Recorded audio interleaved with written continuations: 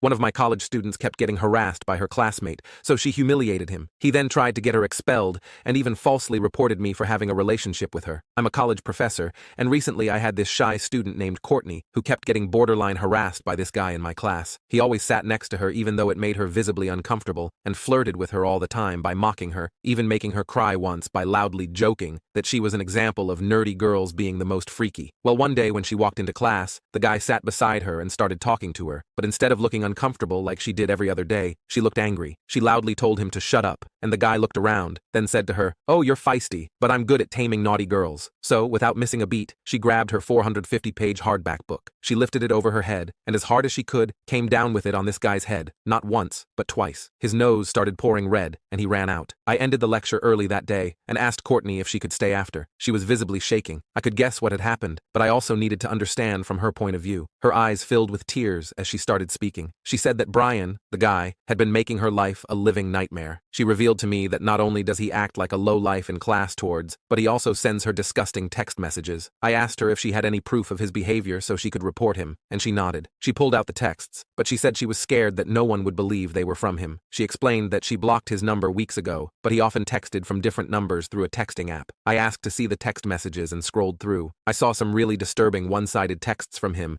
and the occasional, "Please stop texting me" from Courtney. He didn't just stop at text messages. I also saw explicit pictures from him. He carefully cut out his face in all of them, but that it was him was undeniable. I told Courtney that I would help her, but she needed to provide all the evidence she had. She nodded her head in agreement. She thanked me over and over. The next few days, just as Courtney was about to report Brian, he reported Courtney for violence, claiming she made his nose bleed, and said he had a concussion that could have led to brain damage. He said that her actions could have made him unable to complete his classes for the semester. Courtney tried to explain her side of the story, but they weren't hearing it. The school authorities began to consider expelling her. I couldn't let that happen. I took all of the evidence Courtney gave me and went to the administration. I presented the disturbing texts and detailed the situation. Just as things started to look up for Courtney, something else was brewing in the background. An anonymous report surfaced. They accused me of having an inappropriate relationship with Courtney. My heart sank. This baseless accusation threatened not only my career, but also the credibility of Courtney's claims. The school put me on temporary leave while they investigated the allegations. I was devastated, but I had to prove that I was innocent. Over the next few weeks, my life became a series of meetings with investigators. I had to give them my emails, phone records, and any other communication that could clear my name. Breaking the news that I was being accused of sleeping with my student to my wife was the hardest. She knew that I was a genuine man and didn't doubt me for a second. The investigation was grueling. Then one day, I was called into a meeting with the dean and the head of the investigation team. They told me that they found something concerning. They showed me an email thread that I had with Courtney, and they interpreted my humor as being inappropriate. She emailed me with a couple of questions about the project, and I gave her the answers. She then said she didn't want me to get angry with her, and she had a few that she wanted to ask in person so she could know if she was demoing the model correctly. She joked, saying she didn't want to end up like Eric. Eric was another student of mine who was quite disruptive. He would ask obnoxious questions constantly and tried to be the class clown. After holding him after class multiple times throughout the semester, I eventually had to make him withdraw from the class and sign up for another teacher teaching the same subject. I reassured Courtney that she could never get that treatment since she was one of my most diligent students, and this was true. For every lecture, she came in early, sometimes before I unlocked the room door. She would always ask the hard questions that other students were too afraid to ask, and she would turn in her homework well before it was due. The authorities didn't find the joke amusing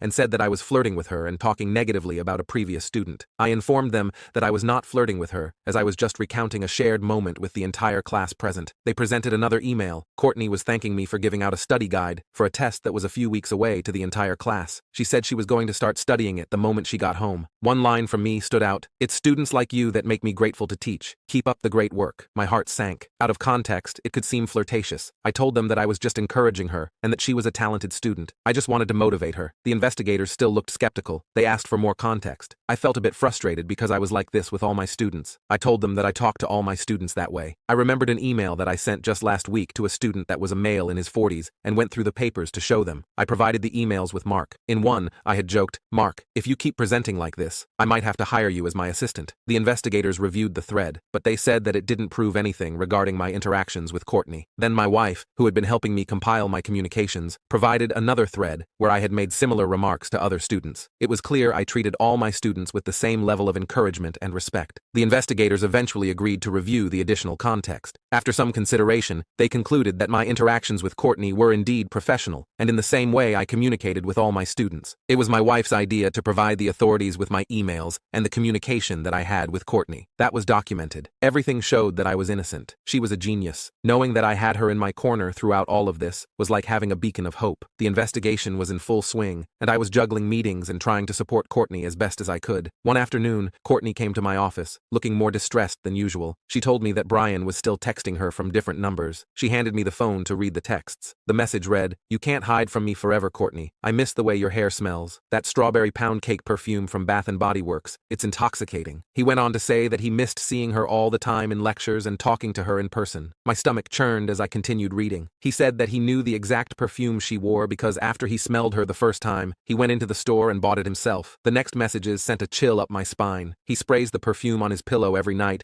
and imagines that Courtney is sleeping next to him. I handed her back the phone and told her that this was more than harassment. It was stalker behavior. Courtney began to break down. She said that she felt like he was everywhere. She couldn't escape him. I reassured her that she would get through this, and we were going to keep her safe. I may not have been a person of the law or a figure close to her, but she put her trust in me and shared something extremely sensitive. Hence, I was determined to do everything in my power to help her out. I told her to stay strong. During this time, Courtney stayed consistent. She continued to gather evidence against Brian and collected witness statements from the other students. They saw it, how weird Brian was treating her in class. Some asked her if she was okay after the incident, and others felt like she should have smacked him well before that time. One student even word for word stated that if Courtney gets expelled for this, he and his friends are going to boycott the university. She maintained detailed records of his behavior. I was more determined than ever to see justice served. Finally, after what felt like an eternity, I was cleared of the allegations. The investigators found no evidence of any wrongdoing on my part. The weight I felt lifted off my shoulders was intense, but I knew the battle wasn't over. Courtney still needed to prove that her actions were in self-defense. The pressure was on for Courtney. The administration was analyzing every piece of evidence, and the stakes for Courtney couldn't be higher. She knew she needed to prove beyond doubt that smacking him in the head was in self-defense, especially when he had the evidence written all over his face. One afternoon, Courtney came to my office with a folder full of documents and her phone in her hand. She told me that she thought she had enough proof to explain to the investigators. Even though her words showed she was ready, the pitch of her voice said otherwise. I looked over everything, and I found something that solidified her case completely. In one of the recent explicit pictures that Brian sent to her from a random number, I noticed a small birthmark on his right hand, and I told her if we could prove that he had that exact same birthmark in person, I was sure they would listen to her. We went to the dean's office together. As we sat down, Courtney handed over the folder to the investigation team. Inside were screenshots of all the messages Brian and her sent, both from his number and the numbers on the anonymous app. She also had written statements from her fellow students who witnessed his behavior and felt uncomfortable around him. She highlighted key messages that show his escalation over time. She showed them how he started with inappropriate comments and then moved to explicit texts. And then she showed her phone and presented the texts from the anonymous number, including the one where he described buying the same perfume she wore. The investigators reviewed the evidence carefully. Each screenshot painted a clear picture of Brian's obsession and harassment. The written statements from other students backed Courtney's claims tremendously. They realized that Brian had shown a pattern of disturbing behavior from not only Courtney, but other female students in the class. After showing the pictures of Brian, she said that he had a birthmark on his right hand and that they could check it out for themselves. She then pulled out something else that we hadn't talked about previously. She showed them a video that her friend had recorded of Brian following her around campus. In the video, you can clearly see Brian lurking behind her, trying to get close without being noticed. The room was silent as the video played. It was unmistakable. One of the investigators finally spoke. They said that it was compelling evidence and that it was clear that she hit him in self-defense. The dean nodded. She said that her response in hitting him was extreme, yet justified. I could see Courtney's shoulders relax slightly. I knew that the weight of weeks of anxiety began to lift. She thanked them, and tears began to form in her eyes as she held her mouth. The administration made their decision. Brian would be put under strict watch, prohibited from any contact with Courtney, and required to attend counseling sessions. Courtney, meanwhile, was cleared of any wrongdoing, and measures were put in place to ensure her safety on campus. As we left the dean's office, Courtney thanked me profusely and told me that she couldn't have done it without my help. It felt good to get my student out of some trouble so that she could finally feel safe attending class. I smiled back at her and told her she had worked hard, and now it was paying off. Courtney nodded. The ordeal had been grueling, but she had proven her strength and resilience, and as her professor, I felt honored to have stood by her side. I was reinstated, and my return to the classroom was met with warm smiles and relieved faces. Courtney and I maintained a cordial relationship and kept our interactions strictly professional. Despite the challenges, I was pleased to have supported a student in need and to have cleared my name. Weeks later, as I graded the final exams, I wasn't surprised to see Courtney's name at the top of the class. She had not only survived the ordeal, but had also excelled excelled academically. On the last day of the semester, I returned the graded exams. When I handed Courtney her paper, she took a breath of relief. She had passed with an A. The experience left a lasting impact on both of us. Courtney found some relief in the resolution, slowly returning her confidence. As for me, I gained a renewed sense of purpose. My role as an educator was not just to impart knowledge, but to protect and support my students.